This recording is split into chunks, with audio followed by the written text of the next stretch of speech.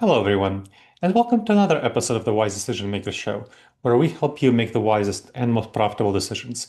My name is Dr. Gleb Tsipursky. I'm the CEO of Disaster Avoidance Experts, the future of work consultancy that sponsors the Wise Decision Maker Show. I'm joined today by David. David, can you please introduce yourself and share a little bit about what you do? Yeah, thank you, Dr. Gleb. My name is David Lewallen. I am the owner of a company called Verbatim Digital. We are an AI first agency. So we are helping brands to basically look and see how well they're doing in engines and such as ChatGPT, Perplexity, and Google Gemini. And what we're really doing is understanding how well they are being Hmm, featured in specific prompts. And then from there, helping brands to improve their positions. excellent. So tell me a little bit more about what you think brands should be doing to future-proof their visibility with AI. How can they stay competitive? Well, the first thing they need to do is they need to understand how well they're doing now. So, depending on the size of the brand, how much marketing they have done in the past, how Mhm. much organic search they have done in the past, Hmm. how well they're doing on Google, that's going to have sort of a foundational layer. And then Okay. from there, there's a bunch of things that the large language models are trained on, where we want to make sure that brands are featured in these types of training data. That's things Hmm. like Wikipedia and Reddit, Hmm. where a lot of their training data comes from. And then from there, they need to understand their baseline and then see how they can Mhm. improve compared to their competitors. So it sounds like you're looking at what the models are being trained on and really trying to influence how the brands are represented in what the models are being trained on.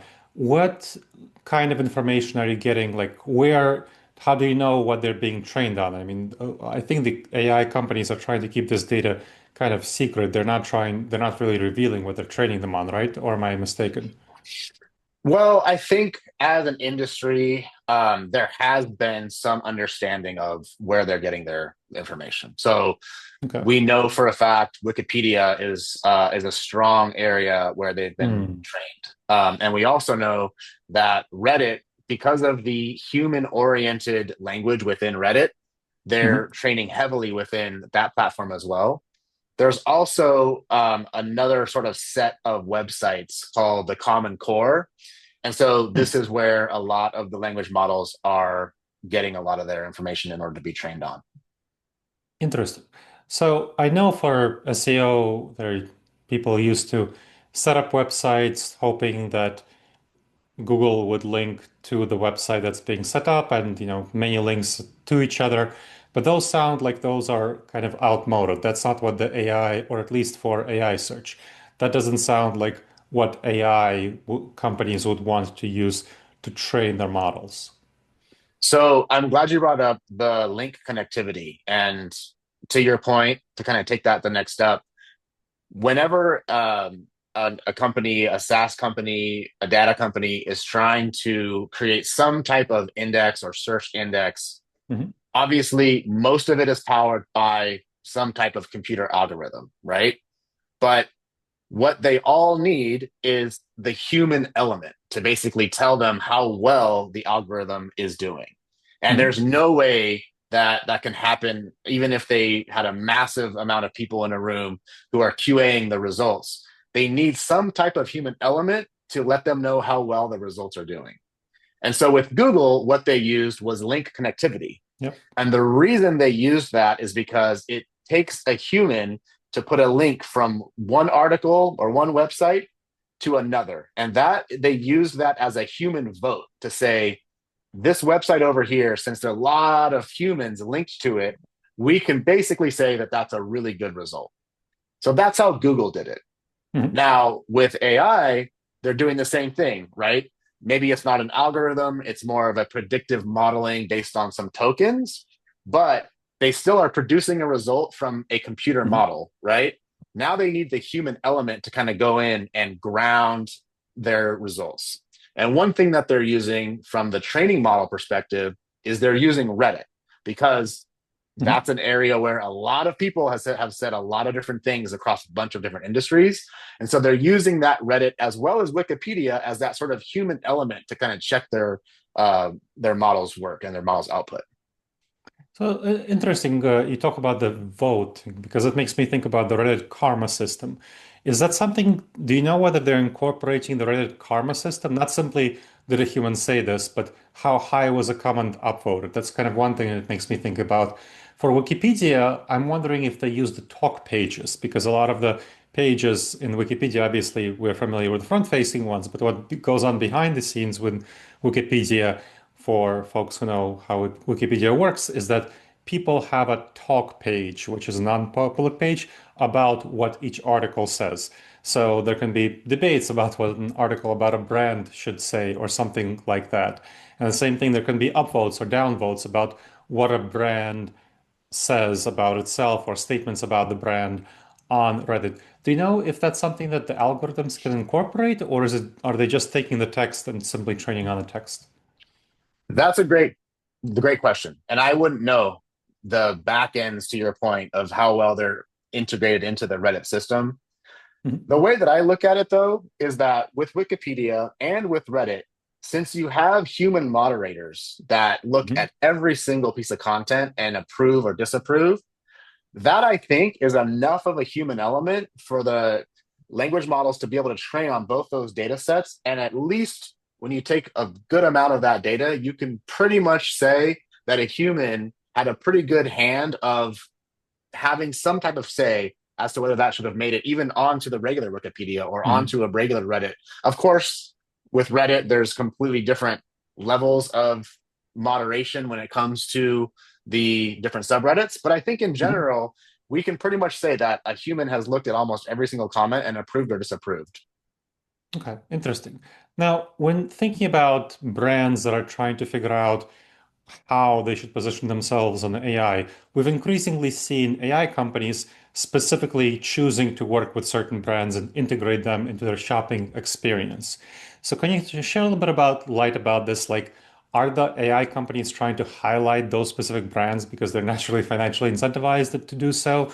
What's going on behind this organic versus partnership, like versus sponsored? Are we going to have ads in AI, which is seems like it might well be the future? What are you thinking about there? Yeah. So my thought is definitely those partnerships are having a huge effect on the training data that the LLMs are Mm, using. And absolutely, especially with things like perplexity, you can really see they kind of lean heavily towards a certain brand that they have a partnership with, same with mm, ChatGPT and the like. So I would definitely say that from that publishing perspective, those brands that have built partnerships are finding themselves a lot more in the data. When mm, it comes to the more organic side, however, I would say that that's where things like Wikipedia, Reddit, but then also the engines are using Google and Bing and other search engines, right, to mm, really ground their answers. So traditional search engine optimization is not going anywhere. It's mm, definitely still the main foundation that these LLMs are using to ground mm, their responses. So we definitely are gonna see LLM and AI optimization increase over time. mm. But regular search engine optimization is not going to go anywhere. That's still going to be a foundational part of every brand strategy.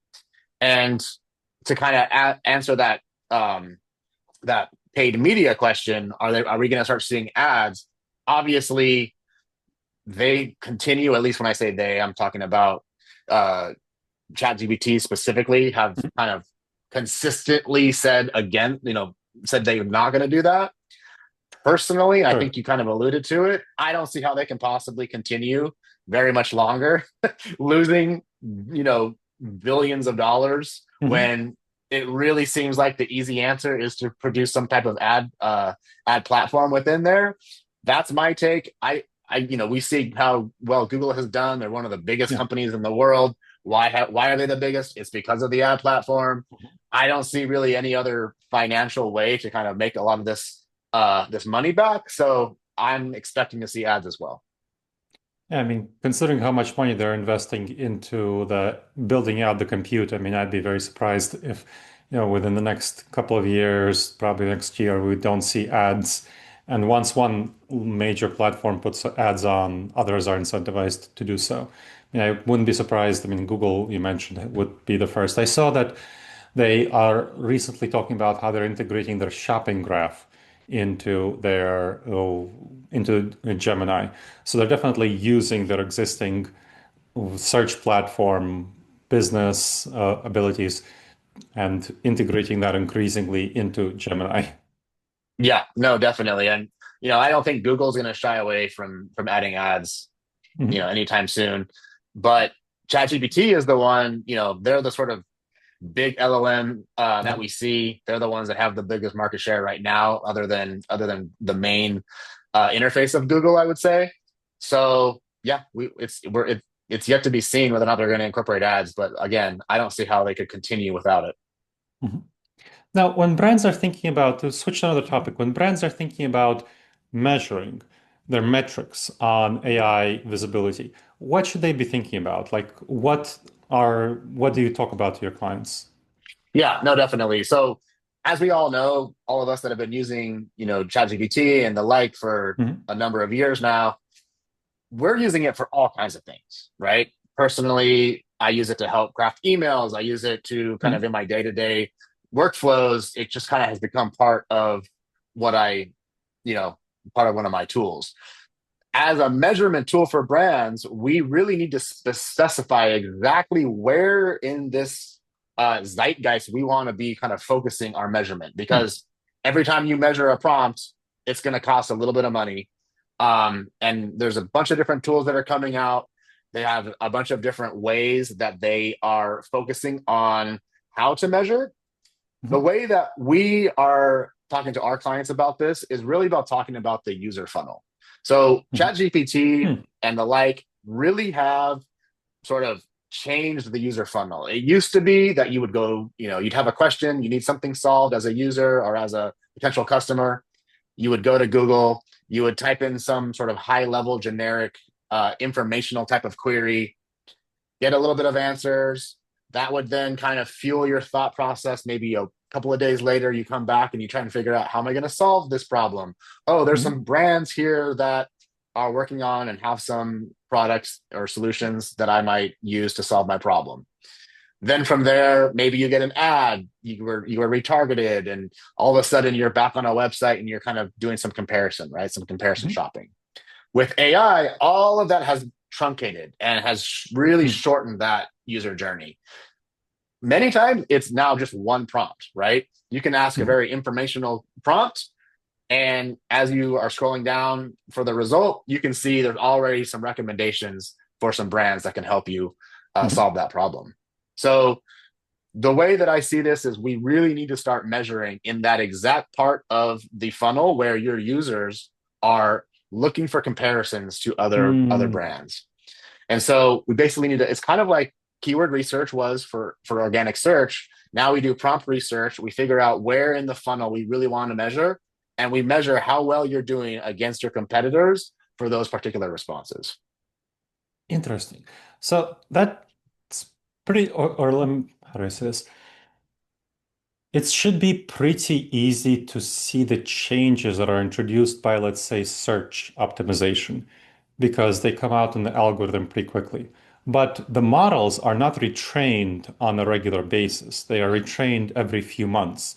So whatever data they're fed in, they have that internal data. And then they have the data they search on. So those are Yeah. two distinct, separate things. Can you clarify about how the metrics are going to be impacted by those two distinct, separate things? The model data that they're trained on versus if the model even does an external search or doesn't do an external search, like what actually informs where it's placing the brand or solution to a problem. Is it coming from its internal data, what it's trained on? Is it coming from the external data that it finds? Or does it find like, oh, I'm looking for this sort of brand, and then I'm looking for the citation to the brand, and it's not influencing its actual output, whatever is out there? Or is that whatever is out there, the what's in Reddit or in Wikipedia, is it influencing the current model continuously as it's searching for new information? No, that's a great point and great question. So the way that we're looking at this is just as you mentioned, there's really two sides of this coin. There's that training data, which as we mentioned is that Wikipedia, Reddit, some of the stuff in the Common Core. So this is where companies are investing more and more into Wikipedia pages, Mhm. into a Reddit engagement strategy, and then continuing to and really seeing extra value in digital PR. So making sure that your website is getting mentioned on places like Forbes and Entrepreneur and all these other places where we know LLMs are using those to train. So that's one side of the coin. On the other side, it really comes back down to traditional SEO and how the LLMs are using organic search. So that's Mhm. Bing, Google to ground their answers when they don't have Mhm. up to date information in to your point in that training data. Mhm. And for that, what we're doing is we're seeing a lot of query fan out, right? So the engines are taking your prompts and they're turning those into, for ChatGPT, it's not that many. It's maybe 5 or 10 uh, queries, and they're querying Bing, and they're taking all that information, and then they're synthesizing that into an answer to ground Mhm. the trained LLM data. And so what we're seeing is the way to optimize for this is to take two different approaches. One of them is to take more of a long-term approach, and that's to make sure you're in that training data. And that's going to Mhm. take, to your point, 3 to 6 months to Mhm. really sort of see any return on that. But brands need to start now because we know that in 3 to 6 months, that data is going to make its way Mhm. into the LLM. What can you do today is you can look at those query fanouts and see what types of information the LLMs are using to ground their information. Mhm. And what we're finding is a lot of it is these best X lists, right? So, Mhm. top 10 data software companies. And these are the kinds of lists that more and more companies are investing in, researching who's writing these lists. Can we write these lists ourselves on our own site? And can we look to get some of these lists sort of published in other areas? And that's Mhm. what we're finding is really having a pretty immediate effect. You'd be surprised how Mhm. quickly those show up in the responses. Excellent. Well, it's a great conversation. As we finish up, what do you think is going to be the future of AI influenced marketing in the next year? Well, as we're seeing, it's influencing everything, right? More and more companies are going to start Mhm. to really understand how this is working. So, Verbatim Digital, we're really on the forefront of optimizing, testing. We have our own tool, so we get a lot of data, and so we're able to kind of test things. So now we Mhm. know, for the most part, how things are working. Mhm. Um, Today, that might change tomorrow, and it probably will, right? These language models. Um, they're getting better. I think we've come to sort of a peak, and I know this might not be what a lot of people believe, but what we're seeing and the way that I kind of saw, ChatGPT 3 and it's changed to 4 and how massive of a change that was and how much Mhm. improved it was. But then going to from 4 to 5, we noticed it wasn't as massive of a change. What they really did is they Mhm. used a lot more of that grounding data. And Mhm. so, what that kind of says to me is that from a language model perspective, they can only get so good to where they start getting diminishing returns, right? So Mhm. it costs billions of dollars to train these models, and I think we're at a point where they are almost as good as they're going to get from a language perspective. And that might be controversial, but that's kind of what I'm seeing. But I Mhm. think what they're going to start doing is start getting better at the RAG, which is sort of the retrieval and how they're sort of Mhm. augmenting a lot of that extra data that's grounding their answers. So more and more companies need to continue to invest in a lot of the traditional stuff. So SEO is an awesome baseline to kind of start with, Mhm. but then also double down on, like I said, that Reddit marketing, the Wikipedia pages, and Mhm. also their digital PR and making sure that they're continuing to get mentioned and talked about in the media. Well, excellent, David. Thank you very much. This was a very helpful interview. Thank you so much. Thank you to the audience for checking out another episode of the Wise Decision Maker Show. Please make sure to subscribe wherever you checked out the show and leave a review. It helps other people discover the show and helps us improve the show. And if you have any questions, as always, email me at gleb, Gleb, at disasteravoidanceexperts.com.